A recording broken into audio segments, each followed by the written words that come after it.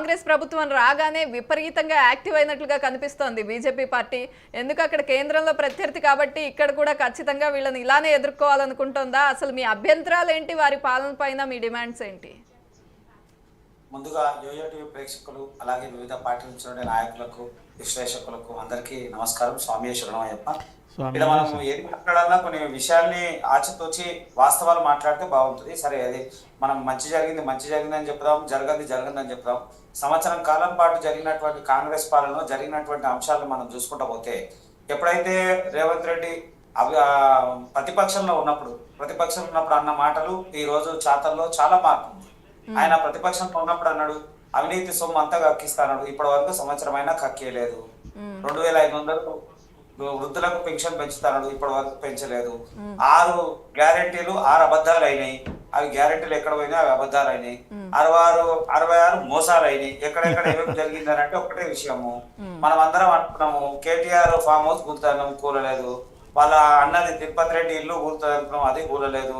అంటే వీళ్ళు మాటల వరకు మాత్రమే చేస్తున్నటువంటి కాంగ్రెస్ ప్రభుత్వము, రేవంత్ రెడ్డి చేతల్లోకి వచ్చే వరకు వారు అనుకూలమైనటువంటి వ్యక్తులకు లేదా వారికి పూర్తిగా అనువైనటువంటి కార్యక్రమాలు చేస్తాం తప్ప ఇంకెక్కడ కూడా చేస్తలేదు. అనేక విషయాలు మీరు మొదటి నుంచి 365 రోజుల్లో జరిగినటువంటి పరిణామాలన్నీ కూడా చూసుకుంటూ పోతా ఉంటే అవసరం ఉన్నా అవసరం లేకపోయినా కొన్ని విషయాలను తెర మీద తీసుకొని వస్తా ఉన్నాయి. అంటే ఇలా పాలన వ్యవస్థని గాడి తప్పేటువంటి ప్రయత్నం మొదటి నుంచి కూడా కాంగ్రెస్ చేస్తూ ఉంది. బీఆర్ఎస్ ఏదో అనడము, వాళ్ళెవరు మాట్లాడడం, వాళ్ళ ఎమ్మెల్యే పోగానే వీళ్ళు తోడలు కొట్టడము, వాళ్ళ ఇంటికి పోవడము, వీళ్ళింటికి వాళ్ళ ఇంటికి వీళ్ళు కాన్వాయ్ పోవడం, ముఖ్యమంత్రి స్వయాన మాట్లాడడము, అనేక అంశాలు ఇవన్నీ కూడా మనం చూస్తూ ఉంటే అభివృద్ధి అంశం పక్కన పెట్టి వారు ఈ 2 రాజకీయ పార్టీలు చేస్తున్నటువంటి ఆట మనకు కళ్ళారా కనబడతా ఉంది.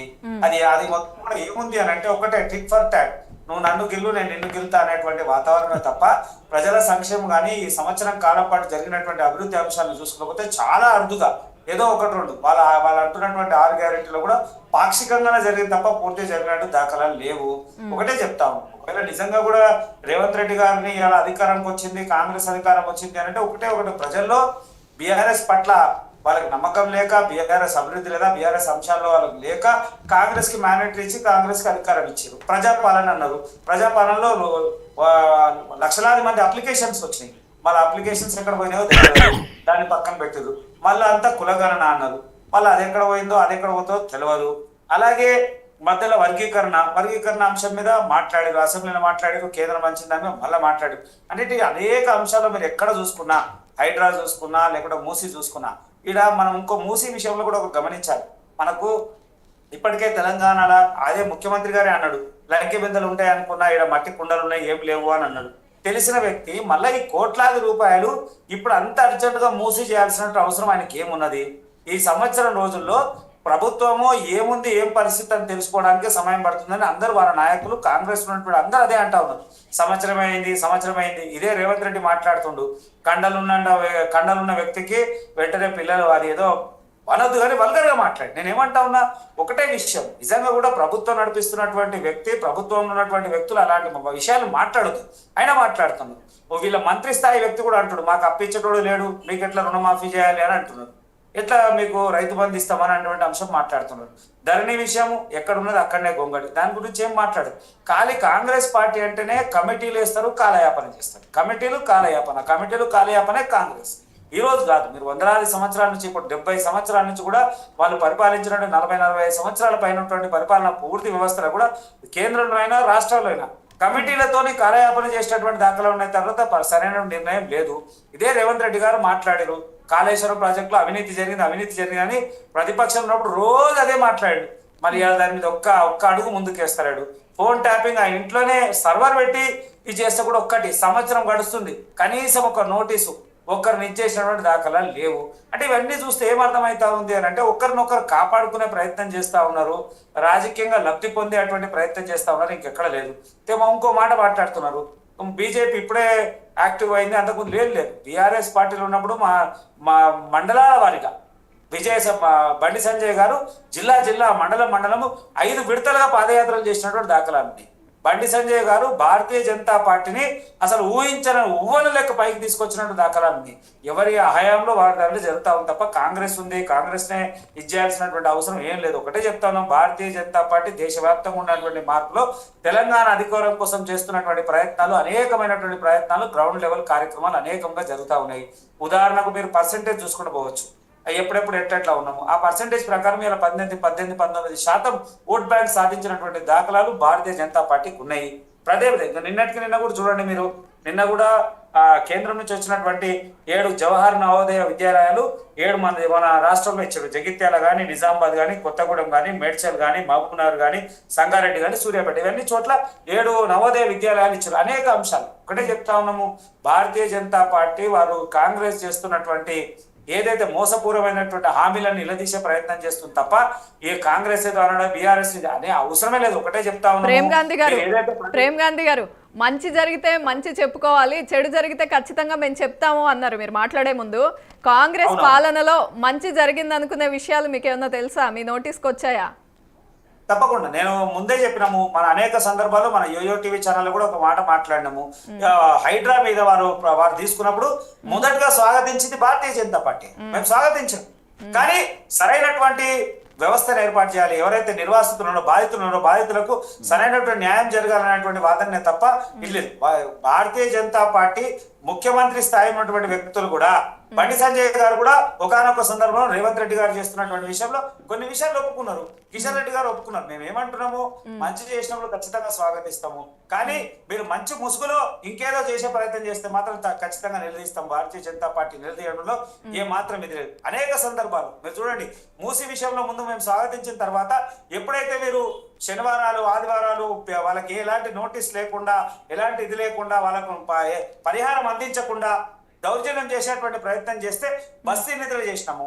తర్వాత అనేక ప్రాంతాలు తిరిగినాము. డైరెక్ట్ గా చెప్పినాం, బండి సంజయ్ గారు చెప్పారు డైరెక్ట్ గా, నేను ఒక ఉన్నతమైనటువంటి పదవిలో ఉన్నా అంతా పక్కన బట్టి ఒక కార్యకర్తలకు వచ్చినాం. విద్యార్థుల సమస్యల్లో గాంధీనగర్ కి, విద్యానగర్ కి వెళ్ళినటువంటి దాఖలాలు, ఇట్లా అనేక సందర్భాలు. భారతీయ జనతా పార్టీ ప్రజల సమస్యల మీద, ప్రజల అంశాల మీద వీళ్ళు ఏవైతే మోసపూరితమైనటువంటి హామీలు ఇచ్చారో ఆ హామీలను నిలబెట్టుకునేటువంటి ప్రయత్నం చేయమని అనేక సందర్భాల్లో చెప్తా ఉన్నాం. ఇప్పుడు కూడా ఒకటే చెప్తా ఉన్నాం, సంవత్సరం గడిచింది, ఈ సంవత్సరం గడిచిన దాంట్లో జరుగుతున్నటువంటి విషయాలు ఈ మొత్తం సంవత్సరం చిట్ట చివరి రాగానే మళ్ళీ అలా కొత్త రాజకీయం, విగ్రహ రాజకీయాలు. గత ప్రభుత్వం ఒక విగ్రహం పెట్టింది, నేను ఒక విగ్రహం పెట్టిన. అసలు అర్థం కాని విషయం ఏంటంటే, మీరు అభివృద్ధి చేయాల్సినటువంటి అంశం అవసరం ఉంది కానీ తప్ప విగ్రహాలతోనేం పర్వాలేదు. నిజంగా కూడా మీరు ప్రజల్లో మీరు చేసినటువంటి సంక్షేమ పథకాలు, మీరు ఇచ్చినటువంటి 6 గ్యారంటీలు అనుకుందాం, 13 హామీలు అనుకుందాం, లేదా మీరు చెప్పిన మేనిఫెస్టోలో పెట్టినటువంటి 420 హామీలని ప్రజల్లోకి తీసుకుపోయారనుకోండి, విగ్రహాలు మీ మనసులో పెట్టుకుంటారు.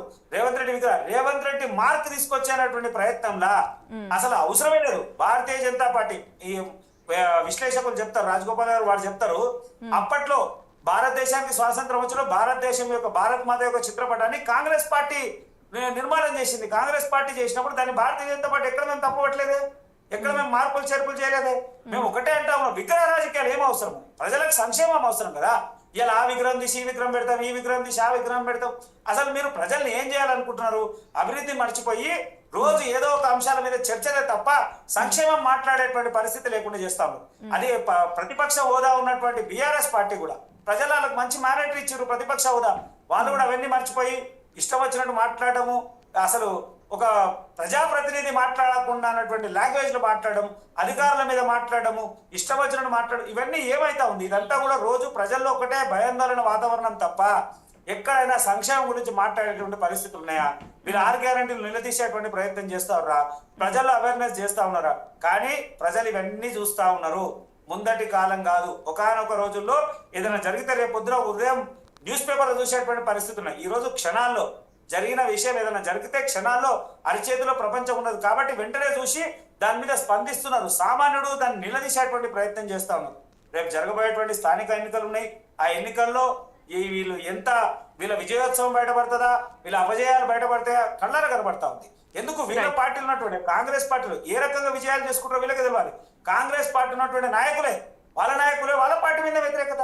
హైడ్రా మీద మాట్లాడితే ఒక ఆయన నేను కోర్టుకు పోయి కొట్లాడుతా అంటాడు, ఇంకో ఆయన మా దగ్గరికి రావద్దు అంటాడు, సంగారెడ్డిలో కాలు పెట్టద్దని ఒక ఆయన అంటాడు, హైదరాబాద్ ఓల్డ్ సిటీలో ఇచ్చేద్దని ఇంకో మంత్రి మాట్లాడతాడు. అరే మీకు ఎక్కడ చిత్తశుద్ధితో పనిచేస్తా ఉన్నది కాంగ్రెస్?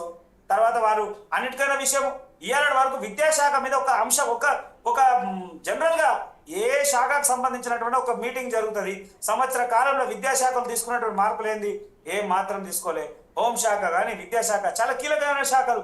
ఈ శాఖలు ముఖ్యమంత్రి పరిధిలోకి ఉండి ఆ ముఖ్యమంత్రి ఆ శాఖకు సంబంధించినటువంటి కేబినెట్ సమావేశాలు లేవు, దాంట్లో ఏ మార్పు లేదు, కనీస మౌలిక వసతులు లేవు. ఇవాళ చాలా పాఠశాలల్లో మహిళలు ఉన్నటువంటి జూనియర్ కాలేజీలలో లేదా పాఠశాలల్లో అనేక పాఠశాలలో మౌలిక వసతులు, మంచినీరు లేదు తాగడానికి, టాయిలెట్ వ్యవస్థ లేదు, బిల్డింగ్ శిథిలావస్థలో ఉన్నటువంటి బిల్డింగ్స్ ఉన్నాయి. ఇవన్నీ ప్రభుత్వం దృష్టికి కనబడతలేవా? అరే ఇవన్నీ పక్కన పెట్టుకొని రాత్రి కోట్లాది రూపాయలు ఖర్చు పెట్టి ఇలా మూసి సుందరీకరణ అవసరం ఆయనకి ఏమొచ్చింది? నా డ్రీమ్ ప్రాజెక్ట్. ఎవరి కోసం డ్రీమ్ ప్రాజెక్టు? ప్రజల కోసం చేయాల్సిన అవసరం ఉంది. మీరు మీ గుర్తింపు కోసము, వ్యక్తిగత గుర్తింపు కోసం రేవంత్ రెడ్డి చేస్తున్నటువంటి ఏదైతే ఇది ఉందో అది అస్సలు సమంజసం కాదు. ప్రజల్లో గుర్తింపు రావాలనుకుంటే ప్రజల సమస్యల మీద ఫైట్ చేయండి, సమస్యను తీర్చే ప్రయత్నం చేయాలి. అరే ఇక్కడ తినడానికి తిండి లేదు, మౌలిక వసతులు లేవు, నిత్యం అసలు ప్రజలకు ఏ అవసరం ఉన్నాయో ఆ అవసరాలు తీరకముందే ఇలా మేము సుందరీకరణ చేసేటువంటి అంశం అది సరంజసమైంది కాదు. తీసుకునే నిర్ణయాన్ని మేము స్వాగతిస్తా ఉన్నాం, కానీ దానికి ఇది సరైన సమయం కాదనేది చాలా సందర్భాలు చెప్పినాం. ఒకటే చెప్తా ఉన్నాము, వీళ్ళు సంవత్సరం కాలం పాటు కాలయాపన. ఏం జరిగిందంటే ఒక పార్టీ పోయి ఇంకో పార్టీ వచ్చింది అన్నది. అభివృద్ధి విషయంలో కానీ మీరు ఏ రకంగా ఏ గ్రోత్ రేట్ చూసుకుంటే చాలా తక్కువ ఉన్నది. ఒకటే చెప్తా ఉన్నాము, ప్రజల సంక్షేమం గురించి మాట్లాడాల్సినటువంటి వ్యక్తి ప్రతిపక్షంలో ఒకటి మాట్లాడుతున్న, అధికారం రాగానే ఇంకోటి మాట్లాడుతుంది. ఇది సమంజసమైంది కాదనేదే భారతీయ జనతా పార్టీ యొక్క ఆలోచన విధానం. రైట్. విజయార్య గారు, ఖచ్చితంగా ప్రతిపక్ష పాత్ర పోషించట్లేదు బీఆర్ఎస్ పార్టీ